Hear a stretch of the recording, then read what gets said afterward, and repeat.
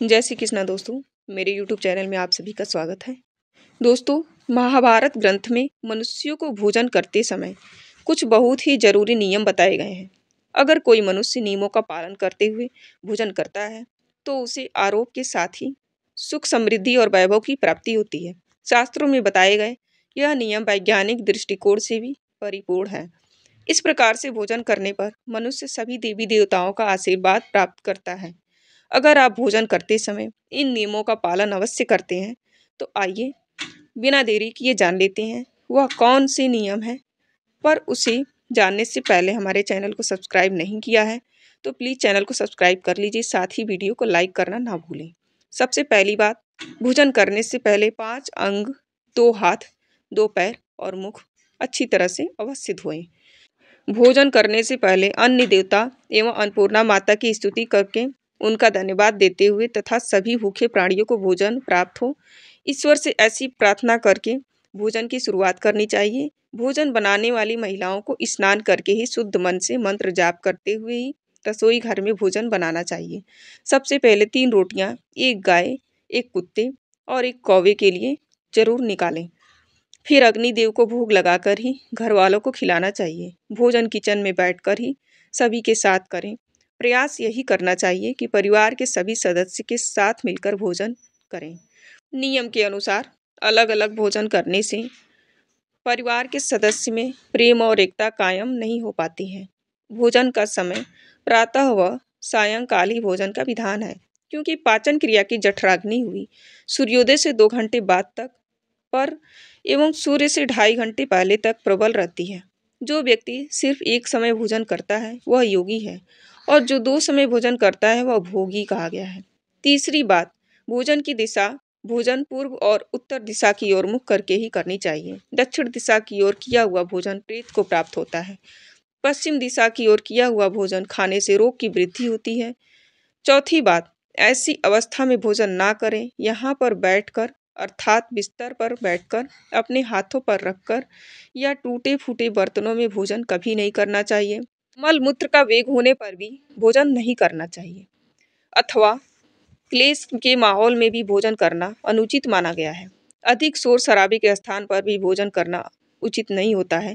People एवं but वृक्ष के नीचे बैठकर भी भोजन नहीं करना चाहिए। परोसे हुए भोजन की कभी निंदा नहीं करनी चाहिए।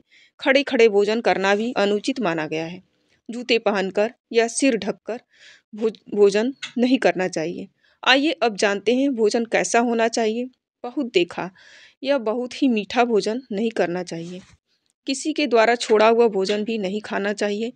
आधा खाया हुआ फल, मिठाइयाँ आदि फिर से नहीं खानी चाहिए। भोजन छोड़कर उठ जाने पर दोबारा भोजन नहीं करना चाहिए। जो कोई भी ढिंडोरा पीटकर खिला रहा हो वहाँ पर जाकर भोजन कभी नहीं करना चाहिए। पशु या कुत्ते के द्वारा छुआ हुआ भोजन कभी नहीं करना चाहिए। रजस्वला स्त्री के द्वारा परोसा गया भोजन भी नहीं करना चाहिए। श्राद्ध का निकाला हुआ बसिया, मुंह से फूंक मारकर ठंडा किया गया भोजन भी करना अनुचित है। बाल गिरा हुआ भोजन भी ना करें। अनादर युक्त अवहेलनापूर्ण परोसा गया भोजन भी कभी ना करें।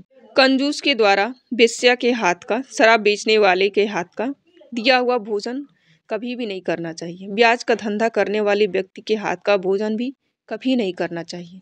छठी बात, भोजन करते समय ध्यान रखें। भोजन के समय मौन रहें। रात्रि के समय भरपेट न खाएं। अगर भोजन करते समय बोलना आवश्यक है तो केवल सकारात्मक बातें ही करें। भोजन करते समय किसी भी प्रकार की समस्या पर चर्चा ना करें। भोजन को बहुत चबा चबा कर खाएं। सबसे पहले मीठा, फिर नमकीन और अंत में कड़वा खाना चाहिए। थोड़ा सा भोजन करने वाले को आरोग्य, बल, सुख, आयु, सुंदर संतान और सौंदर्य प्राप्त होता है। 7वीं बात, भोजन के पश्चात क्या नहीं करना चाहिए। भोजन के तुरंत बाद पानी या चाय नहीं पीना चाहिए। भोजन के पश्चात घुड़सवारी, दौड़ना, बैठना, शौच आदि प्रकार के कार्य नहीं करने चाहिए।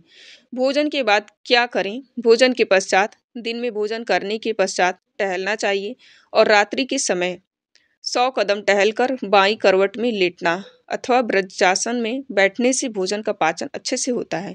भोजन के घंटे के बाद मीठा दूध एवं फल खाने से भोजन का पाचन अच्छी तरह से होता है। भीष्म पितामह ने अर्जुन को दिया महत्वपूर्ण संदेश में कहा गया कि जिस थाली को किसी का पैर लग जाए उस थाली का त्याग करना चाहिए। ऐसी थाली विष्ठा के समान होती है। भीष्म पितामह कहते हैं, भोजन के दौरान उसमें बाल आने पर वहीं छोड़ देना चाहिए। बाल आने के बाद खाए जाने वाले भोजन से दरिद्रता का सामना करना पड़ सकता है।